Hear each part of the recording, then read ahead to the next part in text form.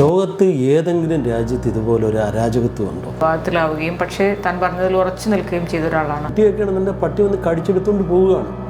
എല്ലാ തെരുവ് നായ്ക്കളെയും കൊല്ലണം, അതാണ് മെയിനായിട്ട്. കാരണം ഇപ്പം സംഭവിക്കുന്നത് എല്ലാ അപകടങ്ങളും ഏകദേശം തെരുവ് നായ സംബന്ധിച്ചാണ്. പിന്നെ ചെറിയ മക്കളെ മുതൽ ഇപ്പൊ വീഡിയോസ് ഓരോന്നും കാണുന്നില്ലേ, അപ്പൊ അതിന്റെ ശരിക്കുള്ള സത്യാവസ്ഥ എന്താ, നന്നായിട്ട് നമ്മളെ ഉപദ്രവിക്കുന്നുണ്ട് എന്നാണ്. അപ്പൊ അതിന് വേണ്ടിട്ട് എന്തെങ്കിലും ഒന്ന് ചെയ്ത് പെട്ടെന്ന് തന്നെ ചെയ്യണം. അതിന് ഇവിടുത്തെ ഗവൺമെന്റ് ഗഡ്സില്ല എന്ന് പറയുള്ളൂ.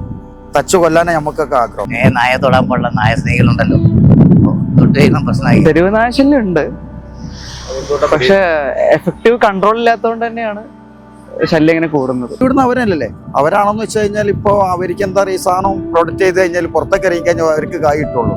ഇപ്പൊ നമ്മളിപ്പോ കൊറോണ വരുമ്പോ കൊറോണ ആളറിയാത്ത ഇഞ്ചക്ഷൻ വെച്ചിട്ട് ആൾക്കാരെ കൊന്നമാതിരി. എനിക്ക് അതിനെ കുറിച്ച് വലിയ അറിവില്ല. അങ്ങനെ അഭിപ്രായമില്ല. അപ്പം വാക്സിൻ ലോബി ഉണ്ടെന്ന് വിശ്വസിക്കുന്നുണ്ടോ? അതിനെപ്പറ്റി എനിക്ക് അഭിപ്രായമില്ല. കേരളത്തിൽ ഏറ്റവും പ്രശ്നം ഉണ്ടാക്കുന്ന ഒരു സംഭവമാണ് ഈ തെരുവ് നായ ശല്യം. തെരുവ് നായയുടെ കടിയേറ്റ് കുട്ടികൾ, മുതിർന്നവർ, വളരെയധികം പ്രായമായവർ, ചിലർക്ക് പേവിഷബാധയേറ്റ് മരിക്കുന്നത് നിരന്തരം വാർത്തകളാണ്. അതിലേറ്റവും നിർണായകമായ ഒരു പരാമർശം നടത്തുകയും വിവാദത്തിലാവുകയും പക്ഷേ താൻ പറഞ്ഞതിൽ ഉറച്ചു നിൽക്കുകയും ചെയ്ത ഒരാളാണ് ബിജു പ്രഭാകർ IAS. ഇപ്പോൾ സാറ് പറഞ്ഞതിന് ഒരു യോജിപ്പ് വരുന്ന രീതിയിലുള്ള ഒരു സുപ്രീം കോടതി വിധി വന്നു കഴിഞ്ഞു. അപ്പോൾ എന്ത് തോന്നുന്നു സാറിന്? ഈ വിമർശകരൊക്കെ എന്ത് പറയുന്നു? Law is nothing but natural justice. അതാണ് ഞാൻ പഠിച്ച ലോയ്ക്കകത്തും ഇപ്പോൾ ഇന്ത്യയിലെ നിയമത്തിനകത്തെല്ലാം പറഞ്ഞിരിക്കുന്നത്. ഇത് 10 കൊല്ലം മുമ്പ് പറഞ്ഞൊരു കാര്യമാണ്. ലോകത്ത് ഏതെങ്കിലും രാജ്യത്ത് ഇതുപോലെ ഒരു അരാജകത്വം ഉണ്ടോ? പട്ടികളെ എൻ്റെ വീട്ടിൽ നിന്നാണ് നിങ്ങളിപ്പോൾ ഇൻ്റർവ്യൂ നടത്തുന്നത്. എൻ്റെ വീടിൻ്റെ ബാക്ക് സൈഡിലോട്ട് പോകും, എൻ്റെ പട്ടിയെ കാണും. എൻ്റെ അടുത്ത് വളരെ സ്നേഹത്തോട് പെരുമാറുന്നതാണ്. അപ്പോൾ അല്ലാതെ ഞാൻ പട്ടി എന്ന് പറഞ്ഞ് എനിക്കൊരു വിരോധമുള്ള ഒരാളല്ല. പക്ഷേ തെരുവിലല്ല പട്ടിയും മറ്റു മൃഗങ്ങളെയും വളർത്തേണ്ടത്.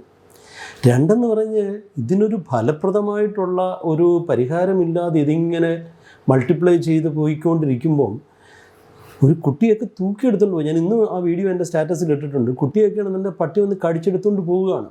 ഒരു ബൈക്ക് 50-60% ആൾക്കാർ ബൈക്കിലാണ് ഇന്ത്യയിൽ നടക്കുന്നത്. ഒരു ബൈക്ക് ഓടിക്കാൻ പറ്റത്തില്ല, സ്ത്രീകൾക്ക് നടക്കാൻ പറ്റത്തില്ല. അക്രമാസക്തരായിട്ടുള്ള പട്ടിയെ പോലും കൊല്ലാൻ പാടില്ല എന്ന് പറയുന്നത് എത്രത്തോളം ഒരു കെയോട്ടിക് സിറ്റുവേഷനാണ് ഉണ്ടാക്കുന്നത്. അപ്പോൾ സുപ്രീം കോടതിയുടെ 3 അംഗ ജഡ്ജിൻ്റെ വിധി അത് പൂർണ്ണമായിട്ടും ഫലപ്രദമാണെന്ന് എനിക്ക് അഭിപ്രായമില്ല.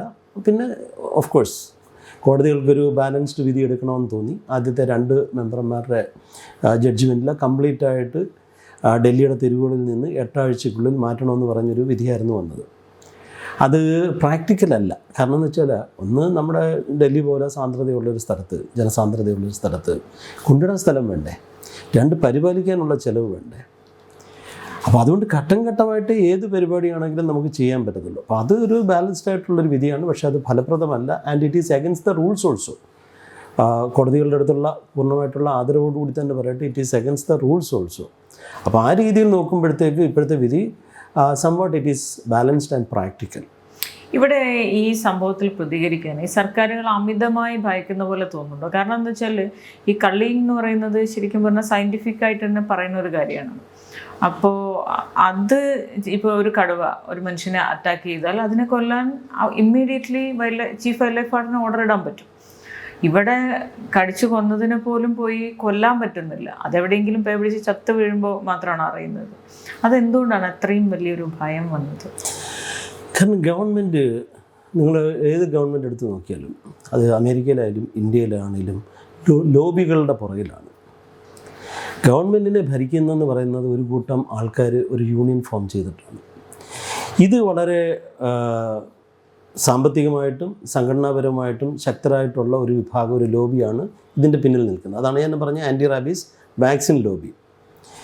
അവർ നോക്കൂ, ഈ വിധി 2 അംഗ ബെഞ്ചിൻ്റെ വിധി ബഹുമാനപ്പെട്ട സുപ്രീം കോടതി വന്നതിൻ്റെ അടുത്ത ദിവസം തന്നെ 5-10 സീനിയർ അഡ്വക്കേറ്റ്സിനെയാണ്, 5 പേരുടെ പേര് എനിക്ക് നെറ്റിൽ നിന്ന് കിട്ടിയിട്ടുണ്ട്. ഈ ആൾക്കാരെല്ലാവരും ചെന്നിരിക്കുകയാണ്. അപ്പം ഞാൻ അന്ന് സെക്രട്ടേറിയറ്റിന് മുന്നേ പറഞ്ഞൊരു കാര്യമുണ്ട്, ഇത്രയും വലിയൊരു നാഷണൽ കലാമിറ്റി ഒന്നും ഇവിടെ ഉണ്ടായിട്ടില്ല. ഉടൻ തന്നെ ഈ കേസ് എടുക്കാനും മാത്രം രാഷ്ട്രപതി ദ്രൗപദി മുർമു മാഡം പറഞ്ഞിരിക്കുന്ന കാര്യമെന്ന് പറഞ്ഞാൽ തന്നെ ഇന്ത്യയിൽ കിടക്കുന്ന ജയിലിലെ 76% ആൾക്കാർ വിചാരണ തടവുകാരാണ്. അതിൽ 38% അതർ ബാക്ക്വേർഡ് കാസ്റ്റാണ്. 19% ഒരു നാഷണൽ ക്രൈം ബ്യൂറോയുടെ ഒരു ഇത് കണക്കനുസരിച്ച് 19% എന്ന് പറയുന്നത് മുസ്ലിംസാണ്. 19% ഷെഡ്യൂൾ കാസ്റ്റാണ്. ഷെഡ്യൂൾ കാസ്റ്റ് മൊത്തം 10% ഇന്ത്യയിലെ ശരാശരി ഉള്ളൂ. ചില സംസ്ഥാനങ്ങളിൽ കൂടുതലുണ്ട്. 14% ഷെഡ്യൂൾഡ് ട്രൈബ്സാണ്. 1% ഇന്ത്യയിൽ ശരാശരി. അത് കഴിഞ്ഞിട്ട് ബാക്കി മുന്നോക്കത്തിലുള്ള ഹിന്ദുക്കളാണ്. അപ്പം അവർക്ക് സാമ്പത്തികം ഇല്ലാത്തവരെല്ലാവരും ഒരു നല്ല വക്കീലിനെ അഫോർഡ് ചെയ്യാൻ പറ്റാത്തവരെല്ലാം കിടക്കുകയാണ്. അവരുടെ കാര്യത്തിൽ ഒരു താല്പര്യം എടുക്കാത്തവർ, ഒരു പട്ടിയുടെ കാര്യത്തിലാണെന്നുണ്ടെങ്കിൽ ഇമ്മീഡിയറ്റ് ആയിട്ട്. അപ്പം അത് തുഷാർ മേത്ത പറഞ്ഞതുപോലെ A loud vocal minority against A suffering majority. അപ്പോൾ ഇവിടെ ഗവൺമെൻറ്റുകളെല്ലാം സംഘടനാ ബലമില്ലാത്ത പാവപ്പെട്ടവൻ്റെ ഒരു പ്രശ്നവും അവരുടെ പ്രശ്നമല്ല. സംഘടനാ ബലം ഉണ്ടെന്നുണ്ടെങ്കിൽ ഏത് നോക്ക്, നിങ്ങൾ കേരളത്തിലെ മൊത്തത്തിൻ്റെ അടുത്ത് നോക്കുക, എല്ലാവർക്കും സംഘടന ഇല്ലാത്തവരാരെങ്കിലും ഉണ്ടോ? സംഘടനയില്ലാത്ത ഒരാൾ പോലും ഇല്ല. ആ സംഘടനയാണെന്നുണ്ടെങ്കിൽ ചെല്ലുമ്പോൾ ആ കളക്റ്റീവ് ബാർഗെയിനിങ് ഭയങ്കരമായിട്ട് ഈൽഡ് ചെയ്യുന്നു. അതാണ് ഇവിടെയും സംഭവിക്കുന്നത്.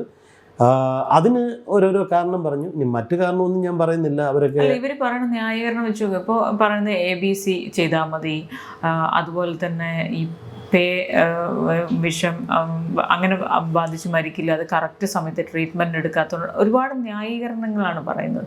പക്ഷേ ഇത് വന്ന കുട്ടികളെയൊക്കെയാണ് കടിക്കുന്നത്. അപ്പോൾ ഒന്നും ചെയ്യാൻ പറ്റില്ല. ഇപ്പോൾ ഇതൊക്കെ പഠിച്ചു വെച്ചിട്ട് ആൾക്കാർക്ക് പോകാൻ പറ്റില്ല. പിന്നെ ABC എവിടെയാണ് ഫലപ്രദമായിട്ടുള്ളത്? ഇതൊക്കെ അത് ബഹുമാനപ്പെട്ട സുപ്രീം കോടതിയുടെ ഒരു വിധിയിൽ ABC അനുസരിച്ച് ചെയ്യണമെന്ന് പറഞ്ഞു. അതല്ല നിയമം. ഇതാണ് ഞാൻ വളരെ വ്യക്തമായിട്ട് ഞാൻ 2014 തൊട്ട് പറയുന്നത്. ഈ ആൻറ്റി റാബീസ് വാക്സിൻ ലോബി മനഃപൂർവ്വമാണെന്നുണ്ടെങ്കിൽ എ ബാറ്ററി ഓഫ് ലോയേഴ്സിനെ കൊണ്ടുവന്നിട്ട് ഇതിനെ തെറ്റിദ്ധരിപ്പിച്ച്, അതായത് ഞാൻ പറഞ്ഞ് കുളിപ്പിച്ച് കൊച്ചില്ലാതായെന്ന് പറയുന്നത്. Prevention of cruelty to animals എന്ന് പറയുന്നത് 1960 ആക്റ്റാണ്. അതിനകത്ത് സെക്ഷൻ 11 എന്തൊക്കെയാണ് cruelty to animals, including stray ഡോഗ്സിനെ കുത്തിവെച്ച് കൊല്ലാൻ പാടില്ല, അതുൾപ്പെടെ ക്രൂവൽറ്റി ആയിട്ടാണ് പറയുന്നത്. എന്നാൽ അതിൻ്റെ പ്രൊവിഷോ അല്ലെങ്കിൽ അതിൻ്റെ സബ്സെക്ഷൻ 3 പറയുന്നത് nothing of this act will be applicable in the following cases. 1, dehorning of cattle, കൊമ്പ് മുറിക്കുന്ന, കാസ്ട്രേഷൻ, നോസ് പിയേഴ്സിങ്, ഇങ്ങനെയുള്ളതൊന്നും കാരണം വെച്ചാൽ മനുഷ്യൻ്റെ ജീവസന്ധാരണത്തിന് ആവശ്യമായിട്ടുള്ള കാര്യങ്ങളാണ്. പണ്ട് തൊട്ടേ ആദ്യമേ മനുഷ്യൻ്റെ കാലം തൊട്ടേ ഇങ്ങനെയുള്ള ഡൊമസ്റ്റിക്കേറ്റഡ് ആനിമൽസ് അതിൻ്റെ കൂട്ടത്തിൽ വേണ്ടതാണ്. രണ്ടാമത്തെ പ്രൊവിഷൻ പറയുന്നതാണ് destruction of stray dogs in lethal chambers. Destruction, killing എന്നല്ല, ഡിസ്ട്രക്ഷൻ, ഉന്മൂലനാശനം ചെയ്യുക in stray dogs or other methods prescribed. അത് ഗവൺമെൻറ് ഓഫ് ഇന്ത്യയാണ് പ്രിസ്ക്രൈബ് ചെയ്യേണ്ടത്. ഇന്ത്യയിലെ നിയമം മനസ്സിലാക്കണം. ഇന്ത്യയിലെ ഏറ്റവും പരമോന്നത നിയമം എന്ന് പറയുന്നത്, എല്ലാ നിയമത്തിൻ്റെയും മൂല കാരണം എന്ന് പറയുന്നത് ഭരണഘടനയാണ്. ഭരണഘടനയ്ക്ക് വിരുദ്ധമായിട്ട് ഒരു നിയമവും ഉണ്ടാക്കാൻ പാടില്ല. അപ്പോൾ ആക്ട് എന്ന് പറയുന്നത് സാധാരണഗതിയിൽ മിക്കവാറുമുള്ള 99 എൻ്റെ അറിവിൽ 100%ഉം act it's a creation of the ലെജിസ്ലേച്ചറാണ്. അപ്പം prevention of cruelty to animals എന്ന് പറയുന്നത് creation of the legislature, Indian പാർലമെൻറ്റിൻ്റെ ക്രിയേഷനാണ്. അതിന് വിരുദ്ധമായിട്ട് ഒരാൾക്ക് പോലും നിയമം ഉണ്ടാക്കാൻ പാടില്ല. നിയമം വേണമെങ്കിൽ പാർലമെൻറ്റിനോ ലെജിസ്ലേറ്റീവ് അസംബ്ലിക്കോ ഉണ്ടാക്കാം, പ്രൊവൈഡഡ് ദ പവേഴ്സ് തന്നിട്ടുണ്ടെങ്കിൽ. ഇനിയും എക്സിക്യൂട്ടീവ് അതോറിറ്റീസിന് വേണമെന്നുണ്ടെങ്കിൽ നിയമം ഉണ്ടാക്കാം, ഗൈഡ് ലൈൻസ് ഉണ്ടാക്കാം. ഇതൊന്നും ആ എനേബിളിംഗ് ആക്ടിനെ ഒരിക്കലും ഖണ്ഡിക്കാൻ പാടില്ല. അൾട്രാ വയേഴ്സ് എന്നാണ് അതിന് പറയുന്നത്. അപ്പോൾ അതനുസരിച്ച് destruction of stray dogs in lethal chambers എന്ന് പറഞ്ഞിട്ട് വന്ധ്യകരണമാണെന്ന് പറഞ്ഞു കഴിഞ്ഞാൽ നോർമൽ കേസിൽ honourable supreme court would have interpreted that ഇത് എനേബിളിംഗ് പ്രൊവിഷൻ എഗൻസ്റ്റ് ആണ്. അത് ബർത്ത് കൺട്രോളിനുള്ളതാണ്, ഇതിന് ഡിസ്ട്രക്ഷനുള്ളതല്ല. ഡിസ്ട്രക്ഷൻ എങ്ങനെയാണ് ചെയ്യേണ്ടതെന്നുള്ളതിനെ പറ്റി കേരള ഗവൺമെൻറ് ഒരു ഓർഡർ ഇപ്പോഴും ഇറക്കാവുന്നേ ഉള്ളൂ. അത് കോടതി വരട്ടെ. കോടതി വരുമ്പോൾ ഇതുപോലെ കപിൽ സിബലിനെയും ബാക്കിയുള്ള അതുപോലുള്ള വെച്ചിട്ട് ഈ പ്രൊവിഷൻ നിൽക്കുന്നിടത്തോളം കാലം ഈ ABC റൂൾ അല്ല ഇതിനകത്ത് ആപ്ലിക്കബിൾ. പക്ഷെ ഞാൻ ചോദിക്കട്ടെ, ഇവിടെ പഞ്ചായത്ത് പ്രസിഡന്റുമാർക്കെതിരെ കേസുണ്ട്. ഉണ്ട്. അതുമായി ബന്ധപ്പെട്ട് പ്രവർത്തിക്കുന്ന എല്ലാവർക്കും എതിരെ കേസുണ്ട്. കേസുണ്ടെന്ന് മാത്രമല്ല, ഇവർ ഈ പറയണതെന്ന് വെച്ചാൽ ഒന്ന് മാലിന്യ പ്രശ്നം അതുള്ളതാണ്. അങ്ങോട്ടും ഇങ്ങോട്ടും മാലിന്യം വലിച്ചെറിയുന്നിടത്താണ് ഈ തെരുവ് നായ ഏറ്റവും കൂടുതൽ ഉണ്ടാകുന്നത്. അതിലും മനുഷ്യർക്ക് ഉത്തരവാദിത്തമല്ലേ? അപ്പോൾ ഇവിടെ പ്രശ്നം എന്താണെന്ന് വെച്ച് കഴിഞ്ഞാൽ ഇത് എല്ലാവരും കൂടെ പറഞ്ഞ് ABC റൂൾസാണ് ഇതിന് പരിഹാരം ഉണ്ടെന്ന് പറഞ്ഞൊരു ഇതിലേക്ക് കൊണ്ടുവന്ന് ഒരാൾ പോലും, കേരള ഗവൺമെൻറ് പോലും, ഇന്ത്യ ഗവൺമെൻറ് പോലും, ഈ പറയുന്ന ഡൽഹി ഗവൺമെൻറ് പോലും ഡിസ്ട്രക്ഷൻ എന്താണ്, ഇപ്പം മന്ത്രി കളിയായിക്കൊണ്ട് പറഞ്ഞു വിദഗ്ധന്മാരെല്ലാവരും കൊല്ലണമെന്ന് രഹസ്യമായിട്ട് പറഞ്ഞു. ഞാൻ പരസ്യമായിട്ടാണ് പറയുന്നത്. കാരണം എന്ന് വെച്ച് കഴിഞ്ഞാൽ നിയമത്തിൽ എഴുതി വെച്ചിരിക്കുന്ന കാര്യമാണ്. Destruction of stray dogs in lethal chambers എന്തുകൊണ്ട് അത് ആപ്ലിക്കബിൾ ആക്കുന്നില്ല? അമേരിക്കൻ ആനിമൽ സൊസൈറ്റിയോ മറ്റോ ആണെന്നുണ്ടെങ്കിൽ അത് നൈട്രജൻ ലീത്തൽ ചേമ്പേഴ്സ് എന്ന് പറഞ്ഞൊരു മരണ ചേമ്പറിനകത്ത് ഇതിനെ വെച്ചിട്ട് നൈട്രജൻ കൊടുക്കാനാവും. കാർബൺ മോണോക്സൈഡ് കൊടുത്താലും മതി. അതല്ലെങ്കിൽ സ്റ്റൺ ഗൺ എന്ന് പറഞ്ഞു കഴിഞ്ഞാൽ സ്റ്റൺ ഗൺ വെച്ചിട്ട് ഇതിനെ വേണമെന്നുണ്ടെങ്കിൽ കൊല്ലാവുന്നതാണ്. ഇത് ഒരു പരിധിക്കപ്പുറം ആയി കഴിഞ്ഞ് കഴിഞ്ഞാൽ പിന്നെ മനുഷ്യൻ ജീവിക്കണ്ടേ? നമ്മുടെ കുഞ്ഞുങ്ങൾക്ക് പോകണ്ടേ? സ്ത്രീകൾക്ക് പോകണ്ടേ? അപ്പം അതിന് എന്തിനാണ് ഇത് പറയാൻ പഠിക്കുന്നത്? ഇനിയും ക്രൂരതയാണ് ഞാൻ ഈ പറയുന്നതെന്നുണ്ടെങ്കിൽ എൻ്റെ ചോദ്യം വളരെ പ്രസക്തമാണ്. കോടിക്കണക്കിന് കോഴിയല്ലേ കൊല്ലുന്നു, ക്രൂരതയല്ലേ? അതിൻ്റെ ജീവനും ഇതിൻ്റെ ജീവനും തമ്മിൽ എന്താ വ്യത്യാസം? ആടിനെ കൊല്ലുന്നു, കാളെ കൊല്ലുന്നു, പോത്തിനെ കൊല്ലുന്നു. പക്ഷിപ്പനി വന്നു കഴിഞ്ഞാൽ താറാവിനെ എടുത്ത് ജീവനോടെടുത്ത് തീക്കാതിടുക. എന്നാലോചിച്ച് നോക്ക്, ലക്ഷക്കണക്കിന് താറാവിനെ എടുത്ത് തീക്കാതിടുക. ഇതൊന്നും ക്രൂരതയല്ലേ? എന്തിനാ റാബിറ്റിനെ വരെ കൊല്ലുന്നു, പന്നിയെ കൊല്ലുന്നു? എന്തിനാ ഇവിടെ കൊല്ലാത്തത്? അപ്പോൾ അതൊന്നുമല്ല. കാരണം ഇതെന്ന് പറയുന്നത് ഒരു ലോബി. അല്ലെങ്കിൽ ഇത്രയും വലിയ വക്കീലന്മാർ എങ്ങനെ കോടതിയിൽ അടുത്ത ദിവസം തന്നെ വരുന്നു? ആരാണ് ഇവർക്ക് പൈസ കൊടുക്കുന്നത്? ഇതാണ് എൻ്റെ ചോദ്യം. അത് ഇവരെ ഫണ്ട് ചെയ്യുന്നത് വാക്സിൻ ലോബിയാണെന്നാണോ സാർ പറയുന്നത്? എത്രയോ പ്രാവശ്യം കഴിഞ്ഞ 10 കൊല്ലമായിട്ട് പറയുന്നല്ലോ. ഞാൻ ആ മെഡിക്കൽ സർവീസസ് കോർപ്പറേഷൻ അല്ലെങ്കിൽ ഇവർക്കുള്ള വരുമാനം എന്താണെന്ന് പറയാം. ഇന്ത്യ ഗവൺമെൻറ് ഇത് നിർത്തണമെന്നുണ്ടെങ്കിൽ പല സന്നദ്ധ സംഘടനകളും ദേശവിരുദ്ധ പ്രവർത്തനം നടത്തുന്നല്ലോ. ഇവർക്കൊന്ന് അന്വേഷിക്കാമല്ലോ. ഇവിടെ ഉള്ള ആൾക്കാരാണെന്നുണ്ടെങ്കിൽ ഇത് ചെയ്യുന്ന കേരള ഗവൺമെൻറ് അന്വേഷിക്കാമല്ലോ. എന്താണ് ഇവരുടെ വരുമാന മാർഗം? ഇവർ കുറച്ച് പേരാണെന്നുണ്ടെങ്കിൽ വരികയാണ്, വന്നിട്ടാണെന്നുണ്ടെങ്കിൽ വലിയ വലിയ കേസ് കൊടുക്കുക. ആര് വന്നിട്ട് എനിക്കെതിരായിട്ടും കേസ് കൊടുക്കാനായിട്ടാണെന്നുണ്ടെങ്കിൽ ശ്രമിച്ചു ഞാൻ കേസ് കൊടുക്കുകയാണെങ്കിൽ ഞാൻ പോയി വാദിക്കും. അല്ലാതെ ഇപ്പം എന്ത് ചെയ്യാൻ പറ്റും? എന്തായാലും നമ്മൾ ഇതിനകത്ത് ആളുകളെ ബോധവൽക്കരിക്കണമെന്നുള്ള രീതിയിൽ തന്നെ ഈ ലോബിയെ പറ്റി ഞാനത് വളരെ വ്യക്തമായിട്ട് പറഞ്ഞു. ഞാൻ മെഡിക്കൽ സർവീസസ് കോർപ്പറേഷൻ ആയിരിക്കുന്ന സമയത്ത് അവിടെ കാരുണ്യ ഫാർമസി തുടങ്ങി. 3 മാസം കഴിഞ്ഞപ്പോൾ എന്നെ എടുത്ത് ഇടുക്കി കളക്ടറായിട്ട് ട്രാൻസ്ഫർ ചെയ്തു. ആ ലോബിയുടെ ആൾക്കാരെല്ലാവരും ബോംബെയിൽ നിന്ന് ഇവിടെ വന്നു. അപ്പം മെഡിസിൻ ലോബി എന്ന് പറയുന്നത് ജനങ്ങളെ കൊള്ളയടിക്കുന്ന ഒരു നല്ല വിഭാഗം ആൾക്കാരുണ്ട്. 40, 50, 93% ഞാൻ തുടങ്ങിയ സമയത്ത് കാരുണ്യ ഫാർമസിക്കകത്തുള്ള ഡിസ്കൗണ്ട്. അപ്പോൾ ഈ ലോബി തന്നെയാണ്. അല്ലെങ്കിൽ എവിടുന്ന ഇത്രയും വലിയ വക്കീലന്മാർ വരുന്നത്? അതായത് കാരുണ്യ ഫാർമസിയിൽ സാർ ഇരിക്കുന്ന സമയത്ത് ഇത്രയും ഡിസ്കൗണ്ടിൽ മരുന്ന് കൊടുക്കുമ്പോൾ അത് ബ്ലോക്ക് ചെയ്യാൻ വരെ ലോബി വന്നു എന്നാണ് സാർ പറയുന്നത്. 2012 ജാനുവരി 12 ഞാൻ കാരുണ്യയുടെ ആദ്യത്തെ ഔട്ട്ലെറ്റ് തുടങ്ങി. ആദ്യത്തെ ദിവസത്തെ സെയിൽ 1 മാസം കഴിഞ്ഞ് കഴിഞ്ഞപ്പോഴത്തേക്ക് ഒരു ദിവസം 10 ലക്ഷം രൂപയുടെ സെയിലായി. അപ്പോഴത്തേക്ക് ഇവർ പേടിച്ചു പോയി. ഈ രീതിയിൽ ഞാൻ എല്ലാ മെഡിക്കൽ കോളേജിലും എല്ലാ സ്ഥലങ്ങളിലും അപ്പം പല മെഡിക്കൽ കോളേജുകളിലും ഒക്കെ ആണെന്നുണ്ടെങ്കിൽ പോയി സ്ഥലം കണ്ട് ഒറ്റ കൊല്ലം കൊണ്ട് 100 കോടി രൂപ ആക്കിയതാണ്. ആ 100 കോടി ആക്കി കഴിയുന്ന ആ ആദ്യത്തെ ഇത് തുടങ്ങി കഴിഞ്ഞ് 3 മാസം കഴിഞ്ഞ് ഏപ്രിൽ 11 ഗവൺമെൻറ് ഉത്തരവിറക്കുകയാണ്. എൻ്റെ അടുത്ത് ചോദിക്കാതെ ഇടുക്കി കളക്ടറായിട്ട് എന്നെ മാറ്റുന്നു. മനസ്സിലായില്ലേ? അപ്പോൾ അന്ന് തൊട്ട് എനിക്കറിയാം ഈ ലോബിയുടെ കാര്യം. മെഡിക്കൽ സർവീസസ് കോർപ്പറേഷൻ വന്നു കഴിഞ്ഞ് കഴിഞ്ഞാൽ ആൻറ്റി ഇമ്മ്യൂണോഗ്ലോബുലിൻ അതെന്ന് പറയുന്നത് 6,500 രൂപ മാർക്കറ്റ് വിലയുള്ളത് 3,200 രൂപയാണ്. ടെൻഡറൊന്നുമില്ല, 1-2 കമ്പനികൾ മാത്രമേ ഉള്ളൂ. അവരാണ് എൻ്റെ കൊട്ടേഷൻ തരും, അതിൽ നിന്ന് വാങ്ങിച്ചിട്ടാണ്. ഇത് കൊടുത്തു കഴിഞ്ഞ് കഴിഞ്ഞാൽ അന്നേരം തന്നെ എഴുതി തീർത്തിരിക്കും ഡോക്ടർമാർ. ഇതെല്ലാം ഒരു വലിയ ലോബിയുടെ ഭാഗമായിട്ടാണ്. മനസ്സിലായില്ലേ? ആവശ്യമുള്ളവർക്കും ഇല്ലാത്തവർക്കൊക്കെ എഴുതും. വന്നു കഴിഞ്ഞാൽ ഇത് കാറ്റഗറി സാധാരണ ഇത് ആൻറ്റി റാബീസ് വാക്സിൻ എടുത്താൽ മതി. അത് മാർക്കറ്റിൽ 700 രൂപ 800 രൂപ ഉള്ളപ്പോൾ 300 രൂപ 250 രൂപയ്ക്കായിരുന്നു മെഡിക്കൽ സർവീസസ് കോർപ്പറേഷൻ. അത് കൂടുതൽ കമ്പനികളുള്ളതുകൊണ്ട് ടെൻഡറാണ്. ഇമ്മ്യൂണോഗ്ലോബുലിന് അതില്ല. അതിൽ തന്നെ 2 വെറൈറ്റി ഉണ്ട്. ഇക്വിൻ വെറൈറ്റി കുതിരയിൽ നിന്നാണ് നമ്മുടെ ആൻറ്റിബോഡീസ് ഉൽപ്പാദിപ്പിക്കുന്നതും മനുഷ്യ ശരീരത്തിൽ നിന്നുണ്ടാക്കുന്നത്. അത് ഇസ്രയേലിൽ നിന്നും മറ്റും വരുന്നതാണ്. കുതിരയിൽ നിന്നുള്ളതാണെങ്കിൽ ഏതാണ്ട് ഒരു 400 രൂപയൊക്കെ ആയിരുന്നെന്ന് തോന്നുന്നു അന്ന് അതിൻ്റെ വില. അതേസമയം ഹ്യൂമൻ വേരിയൻ്റ് എന്ന് പറയുന്നത് ഏതാണ്ട് 3,500 രൂപയോളമുണ്ട്. ഹ്യൂമൻ വേരിയൻ്റ് വേണം. അത് കാറ്റഗറി 3 ബൈറ്റിന് കണ്ണിൻ്റെ സൈഡിൽ കടിക്കുന്നു, ഗർഭിണികളെ കടിക്കുന്നു, കൊച്ചു കുഞ്ഞുങ്ങളുടെ തലയ്ക്ക് അടിക്കുന്നു, ഇങ്ങനെയുള്ളതിനൊക്കെ മതി. പക്ഷെ എന്നാലും ഇത് കൊടുത്തു കഴിഞ്ഞാൽ അന്നേരം തന്നെ എഴുതി തീർക്കുക എന്നുള്ളത്. അപ്പോൾ ഈ ലോബി തന്നെ. അല്ലാതെ ആരാണ് ഇവരെ ഫിനാൻസ് ചെയ്യുന്നത്? അവരുടെ വെബ്സൈറ്റിലൊക്കെ പോയി നോക്കി കഴിഞ്ഞാൽ ഡൊണേറ്റ് എന്നും പറഞ്ഞിട്ട് നിൽക്കുകയാണ്. എത്രയോ പേരാണെന്നുണ്ടെങ്കിൽ കണ്ണുടച്ചെന്നുണ്ടെങ്കിൽ ഇതിനുവേണ്ടി ഫിനാൻസ് ചെയ്യുന്നുണ്ട്. പക്ഷേ ഈ പാവപ്പെട്ട എൻ്റെ പ്രശ്നം അതല്ല, ഞാൻ പറയുന്ന പ്രശ്നം അതല്ല. ഈ ഇതിനെല്ലാം കൂടി ഒറ്റയടിക്ക് ഉന്മൂലനാശനം ചെയ്യണം പറ്റത്തില്ല. അത് പ്രാക്ടിക്കലല്ല. അത് തന്നെ അത്ര എൻ്റെ ആവശ്യമില്ല. കാരണം എന്ന് വെച്ചാൽ പല സ്ഥലങ്ങളിലും ആണെന്നുണ്ടെങ്കിൽ ഉദാഹരണത്തിന് അല്ലാത്ത കിടന്നിട്ടാണെന്നുണ്ടെങ്കിൽ ഒരു നേരത്തേക്ക് ഇരുന്നു അതിനെ ആരെങ്കിലും തെരുവിൽ കൊണ്ടുവന്നിരുന്നു, നമ്മളതൊന്നും ചെയ്യും. പക്ഷേ അക്രമാസക്തരായിട്ടുള്ളതോ റാബിഡിനെ സസ്പെക്റ്റ് ചെയ്യുന്നതായിട്ടുള്ളതിനെ പോലും പിടിക്കാൻ പാടില്ല എന്ന് പറഞ്ഞ ഒരു തീവ്ര നിലപാടെടുത്തിട്ട് ഇപ്പോൾ സുപ്രീം കോടതിയുടെ വിധിയിൽ എന്താ പറഞ്ഞിരിക്കുന്നത്?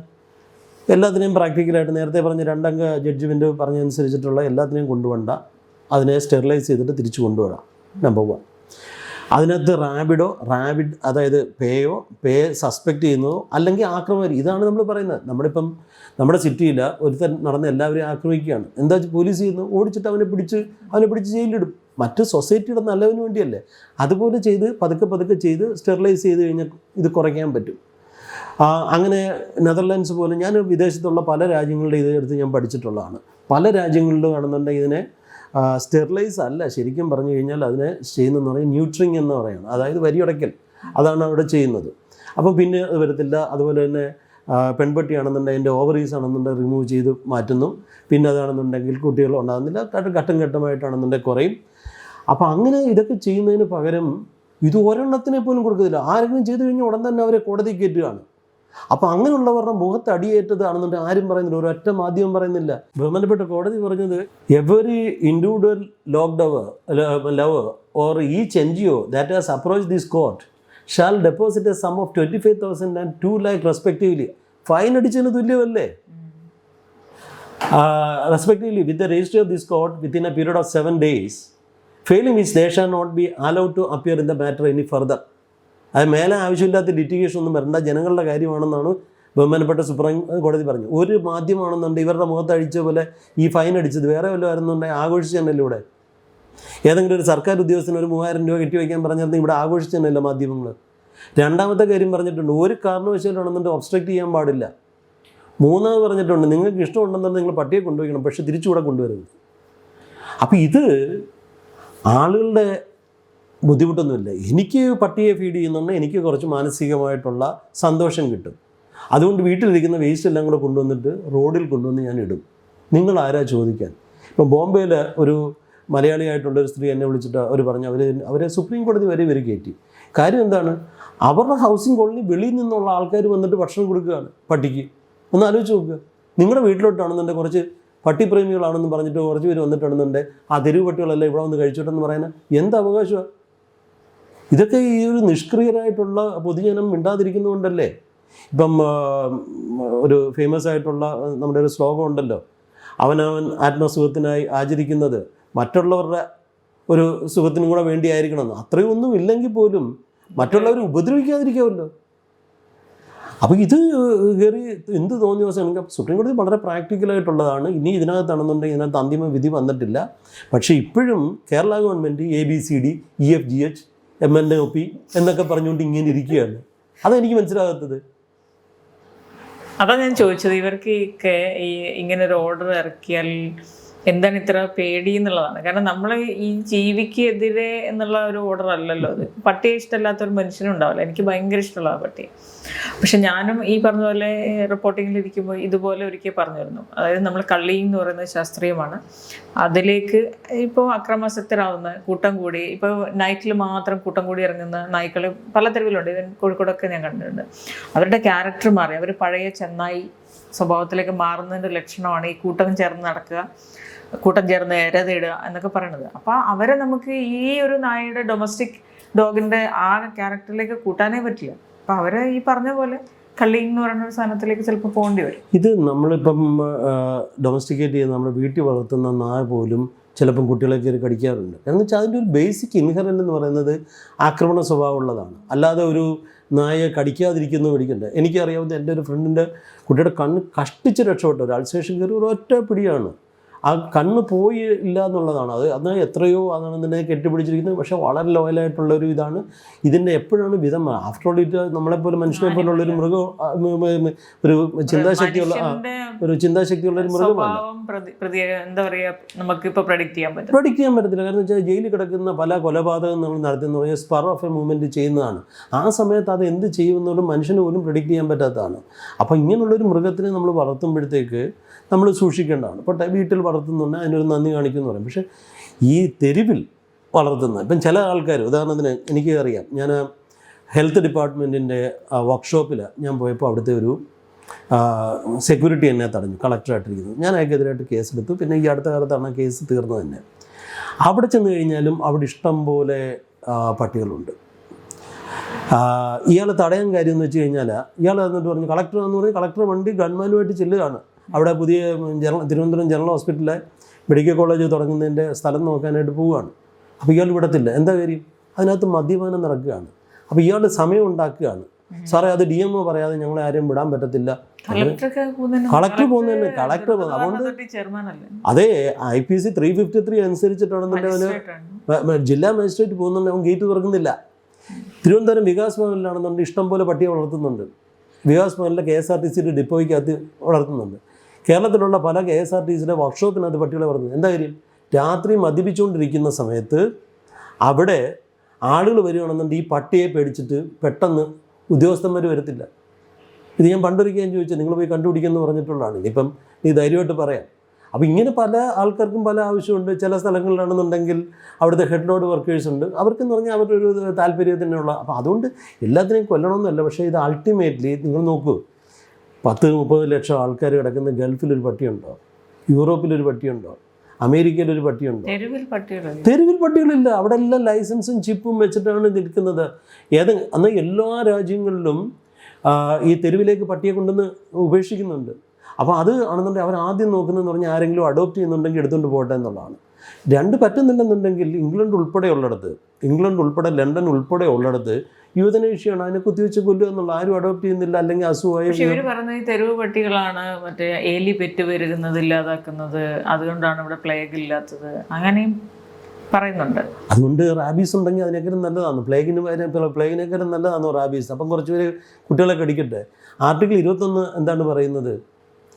എനിക്ക് ജീവിക്കാനുള്ളൊരു അവകാശമാണ്, എനിക്ക് ഫ്രീ ആയിട്ട് മൂവ് ചെയ്യാനായിട്ടുള്ളൊരു അവകാശമാണ്, മനുഷ്യൻ്റെ അവകാശം. ഇപ്പം ഇതിൻ്റെ ഒരു കേസ് കൊടുത്തേക്കുന്ന ഒരു സംഘടനയുടെ പേര് ഹ്യൂമൻ റൈറ്റ്സ് അസോസിയേഷൻ എന്നാണ്. ഇവരെന്താണ് ഹ്യൂമൻ റൈറ്റ്സ് എന്ന് കൊണ്ട് ഉദ്ദേശിക്കുന്നത്? പട്ടിയെ വളർത്തുകയും ഹ്യൂമൻ റൈറ്റ്സ് ആണെന്ന് പറഞ്ഞാൽ അപ്പം മനുഷ്യനൊരു വിലയില്ലേ? ഞാൻ ഈ അടുത്ത കാലത്ത് ഫോട്ടോഗ്രാഫിയും മറ്റുമായിട്ട് ബന്ധപ്പെട്ട് ആഫ്രിക്കയിൽ പോയിരുന്നു. ആഫ്രിക്കയിൽ പോയി കഴിഞ്ഞപ്പോഴത്തേക്ക് അവിടെ വന്യമൃഗങ്ങളെ എല്ലാത്തിനെയും ഒരുമാതിരിപ്പെട്ട റൈനോസറസ് പോലുള്ള വളരെ എൻഡേഞ്ചറേഡ് ആയിട്ടുള്ള ഒഴിച്ചിട്ട് ബാക്കി എല്ലാത്തിനെയും കൊല്ലാം. ആനയെ കൊല്ലാം, പുലിയെ കൊല്ലാം. ആനയുടെ എണ്ണം പെരുകുമ്പോൾ അവർ കള്ളിയും. ഈ പ്രാവശ്യം സിംബാബ്വെ ചെയ്തതെന്താണെന്ന് വെച്ചാൽ, ഞാൻ ജൂണിലുണ്ടായിരുന്ന സമയത്ത് അവിടുത്തെ പത്രം വായിച്ചു കഴിഞ്ഞപ്പോൾ സിംബാബ്വെ ചെയ്തതെന്ന് പറഞ്ഞാൽ അവിടെ ഭയങ്കരമായിട്ട് ഇത് ഡ്രോട്ട് ഉണ്ടായിട്ട്, വേനൽ ഉണ്ടായിട്ട് ആഹാരം എല്ലാവർക്കും കുറഞ്ഞത് കാരണം അവർ 200 ആന, 200ഉം 250 2 വാർത്ത ഞാൻ കണ്ടു. 200 ആനയെ കൊന്നിട്ട് അതിൻ്റെ ഇറച്ചി കമ്മ്യൂണിറ്റിക്ക് കൊടുക്കാനായിട്ട് തീരുമാനിച്ചു. അവർ പറയുന്ന 50,000, സിംബാബ്വെ പറയുന്ന 50,000 ആനയാണ് ഞങ്ങളുടെ കാടുകളിൽ താങ്ങാൻ പറ്റുന്നത്. 75,000-ലധികമായി. ഞങ്ങൾ എന്താ ചെയ്യേണ്ടത്? കള്ളിയണം. അപ്പോൾ അതിനെതിരായിട്ട് പ്രക്ഷോഭം നടത്തുന്നവരുണ്ട്. ഇനി മിക്കവാറുമുള്ള രാജ്യങ്ങൾ, സൗത്ത് ആഫ്രിക്ക ഉൾപ്പെടെ മിക്കവാറുമുള്ള രാജ്യങ്ങളിലെല്ലാം തന്നെ ലയണിനെ വെടിവെച്ചു കൊല്ലാം. അത് മിക്കവാറും മെയിൽ ലയണിനെയാണ് വെടിവെച്ചു കൊല്ലുന്നത്. ഇനി ഏതാണ്ട് 10-12 രാജ്യങ്ങളിലാണെന്നുണ്ടെങ്കിൽ ഇംപാല എന്ന് പറയുന്ന ഒരു ഡിയറുണ്ട്, മാന. അതിനെ കൊല്ലുന്നതിൻ്റെ പ്രധാന കാര്യം എന്ന് വെച്ചാൽ അത് ഉള്ള സകല ഈ ആടിൻ്റെ സ്വഭാവം പറഞ്ഞ പോലെ എന്ത് പച്ച കണ്ടു കഴിഞ്ഞാലും അത് തിന്നുകയാണ്.